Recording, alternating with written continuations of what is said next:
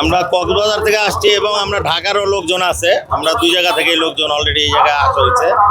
নেতা আসছে, এই জন্য আমরা আসলে ইয়ের জন্য আসছি আর কি। কাজল ভাইয়ের নেতৃত্বে আসা হয়েছে, কাজল ভাই, কক্সবাজারের কাজল ভাই। যে এটা 1965 সালের গাড়ি, এটা আমরা মেনটেন করে রাখছি। তো এই প্রোগ্রামের জন্য আমরা মূলত আসলে আমরা এই জায়গায় অলরেডি 3টা গাড়ি আসছি, ঐতিহাসিক গাড়ি নিয়ে আসছি, ঐতিহাসিক সাক্ষী থাকার জন্য আর কি।